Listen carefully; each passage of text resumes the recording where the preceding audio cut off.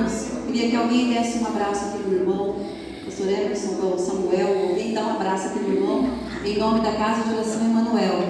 Aqui, o irmão aqui. Mais alguém que visita hoje? Meu Deus! Dá um abraço nela, em nome de Jesus. Sejam muito bem-vindos.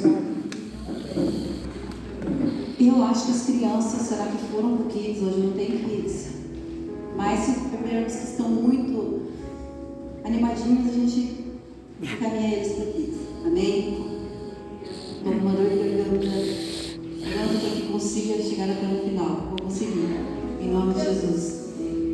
Abra a palavra comigo, no livro de Isaías, capítulo 41, versículo 10.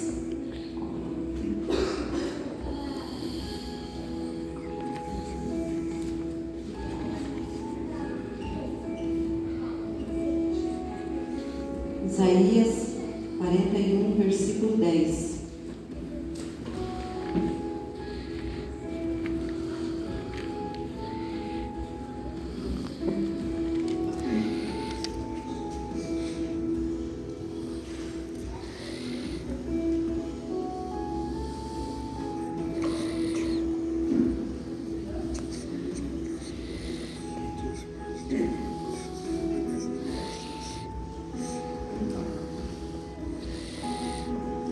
Isaías, capítulo 41, versículo 10. Quem achou, diga amém. Amém. Quem não achou, espera um pouquinho.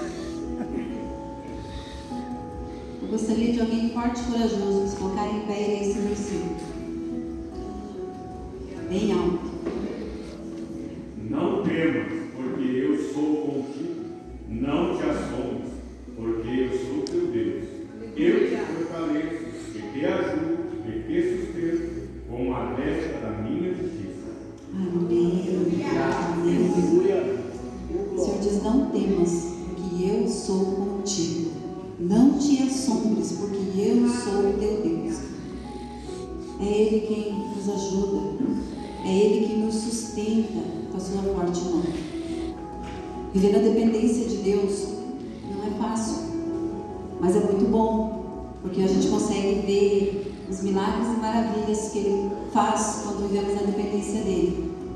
Ontem,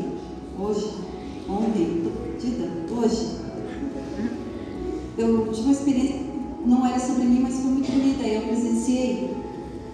Nós paramos no posto de gasolina, foi hoje? Ontem? Gente, perdida. E o pastor conversando ali com o dentista, muito alegre. Uma pessoa assim, muito alegre, feliz, sabe? E o pastor conversou bastante com ele ali, trocaram umas brincadeiras e foi para a loja de conveniência, né? Pagar o combustível. Ele colocou as duas mãos na janela, estava eu e minha filha, ele olhou para mim e disse assim: ele vive totalmente na dependência do Senhor, né? Eu falei: glória a Deus, ele vive sim. Dá para sentir, dá para ver. Eu falei: eita glória. Eu falei: que bom quando as pessoas veem isso, né?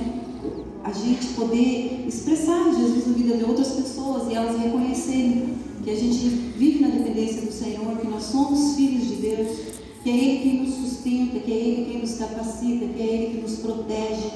Então esse versículo está falando sobre isso, né? Que, é como ontem o nosso socorro vem do Senhor.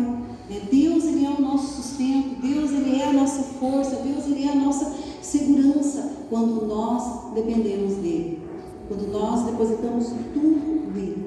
Há uma passagem no livro de 2 Crônicas, se quiser você pode abrir, senão você só anota, depois pesquisa, porque no capítulo 18, 19 e 20 vai falar de um rei chamado Josafá.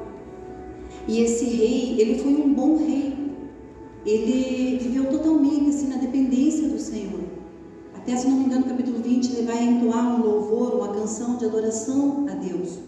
Era um rei que ele se levantou numa época onde, eu já falei várias vezes para vocês aqui, o povo de Israel era um povo que vivia adorando outros deuses, vivia se perdendo. Então sempre que entrava um rei, esse rei trazia, né, esses velhos costumes para dentro de Israel. Aí de repente se levantava um outro rei bom. Esse rei bom vinha, tirava todos os altares, todos os postes ídolos, né, fazia com que a palavra fosse levada de novo sobre o povo de Deus. E o rei Josafá é um desses reis. Ele vem derrubando todos os postes ídolos, né, todos os altares levantados para Baal. Ele vem reconstruindo de novo, né, a cidade, levando o povo a adorar, né, reposicionando os levitas no seu lugar de novo. Então ele foi um rei que ele viveu na total dependência do Senhor, acreditando no Senhor, acreditando na sua palavra. E eu gosto muito da história desse rei, porque ele é um rei que, quando o inimigo se levanta para atacar o seu reino, ele não fica assim tão desesperado, dizendo, ai, quem vai nos salvar? Não, ele abre um jejum, ele convida o povo para jejuar, e ele começa a orar. E eu acho tão bonito que o Senhor diz assim para ele, através da boca do profeta, então somente se acalme, o Senhor pelejará por vós. Está dizendo, não fique aflito, não fique com medo, né, diante da batalha. Então somente adore ao Senhor, louve ao Senhor. A palavra vai dizer que o inimigo, ele lutou contra ele mesmo, eram todos mortos no campo. Então é depender do Senhor. Há momentos na nossa vida que você precisa somente louvar a Deus, como Josafá. E enquanto você louva, Deus vai trabalhar.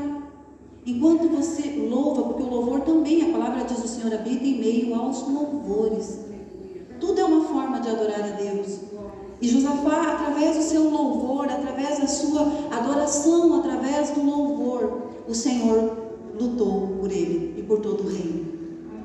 E é muito bom quando a gente olha para esses homens, como Josué, um homem totalmente, presta bem atenção às pessoas que têm ao seu lado.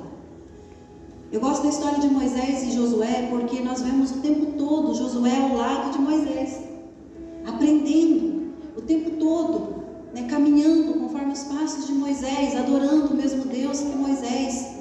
Tanto que quando Moisés morre, quem substitui ele é Josué. Porque Josué foi o que andou de perto, era um homem leal a Moisés, era um homem fiel a Moisés, primeiramente a Deus. Mas eu estou falando daqueles amigos mais chegados que irmãos, daquelas pessoas que caminham contigo. Então ele está o tempo todo ao lado de Moisés, o tempo todo. E quando Moisés morre, o Senhor chama ele, lá em Josué capítulo 1, vai contar um pouquinho da história. O Senhor chama ele e diz, olha Josué, então somente seja forte e corajoso, dizendo, tenha força, porque você vai entrar em muitas cidades inimigas, você vai ter que conquistar alguns reinos, meu filho. Então seja forte e corajoso. Então nós olhamos para Josué, nós vemos um homem que ele é totalmente fiel a Deus. Ele acredita. Muitas vezes você tem um pouquinho de medo, não quer dizer que você não acredita em Deus. Porque nós não sabemos, aos olhos do humano, quando você passa por algumas lutas, aquilo parece ser impossível para nós. Quem aqui não enfrentou um problema, que você olha para o problema e diz assim, meu Deus, como que vai ser feito isso? Não tem jeito. Por isso que ele é o Deus do impossível. Ele olha para Josué e diz assim, Josué, seja tão somente forte e corajoso. Muito forte e muito corajoso. Porque há lugares que você vai acessar que você precisa ter muita força e coragem. Há gigantes que você vai enfrentar que você precisa ter muita coragem. O que fez com que aquele gigante fosse derrotado não foi o que Davi carregava, foi quem Davi era, a fé que ele tinha. Não foram aquelas pedrinhas, foi a fé. Ele sabia que o Senhor era com ele. Ele sabia que com uma palavra ele poderia derrubar aquele gigante. Era dependência no Senhor. Mas ele era um estrategista. Uma vez eu escutei um sermão sobre isso. Não, tudo bem. Se você mirar até mesmo uma pessoa num bicho, um ponto que tem aqui, que é o ponto Y, acho que a pessoa desmaia. Realmente, ela cai. Mas aqui Deus está falando da fé. Foi pela fé, porque todo um exército com medo de um gigante. Você imagine uma pessoa. Então tem gigantes que irão se levantar nas nossas vidas e você vai olhar e dizer assim, como eu vou vencer? Você vai vencer como Josafá venceu toda aquela guerra, adorando, louvando, glorificando, confiando no Senhor. É assim que nós vencemos as nossas batalhas, é assim que nós vencemos as nossas guerras. Tem guerras que se vence no joelho, tem guerras que se vence no louvor, tem guerras que se vence no jejum, tem guerras que se vence na oração. Por isso que você precisa aprender a discernir que tipo de guerra você está enfrentando. Porque o Senhor é conosco e diz: não temas, não te assombres, porque é o Senhor que pelejará por nós. É Ele que vai lutar por você. Não é fácil. Se você for ler a palavra do Senhor e estudar, e eu aconselho que você a estude, não a leia somente como um livro. Muitos homens, muitas mulheres, eles tiveram assim experiências extraordinárias com o Senhor. Mas também eles tiveram provações que eu acredito que eu também não queria nem passar. Nós olhamos para José. Que culpa José tinha? E os irmãos, apesar da palavra dizer que ele era o filho, da velhice, era o filho da mulher que Jacó mais amava, o filho a quem mais amava, isso acabou despertando inveja, ódio no coração dos irmãos. Os irmãos tentaram contra a vida dele, com exceção de um, que se levanta, não quer que mate. Mas resumindo, jogam ele dentro de uma vala, dentro de um poço, vendem ele como um escravo. E os próprios irmãos, aqueles que eram para cuidar, para amar, para proteger, jogam ele. E o que acontece? Tudo tem um propósito.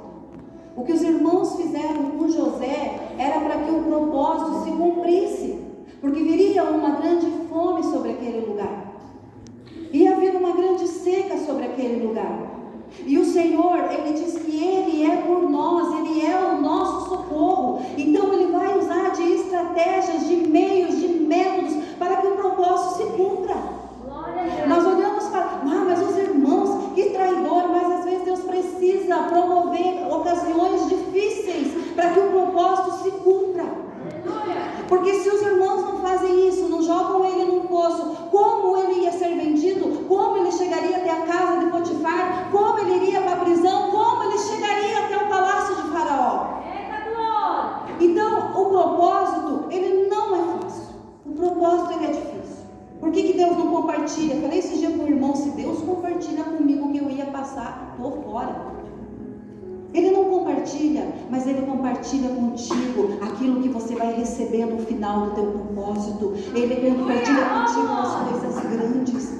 Se Ele compartilha com José, com Jacó, o que iria acontecer, obviamente que Jacó protegeria José, e diria: não, ele vai ficar aqui, estão tentando contra a vida dele.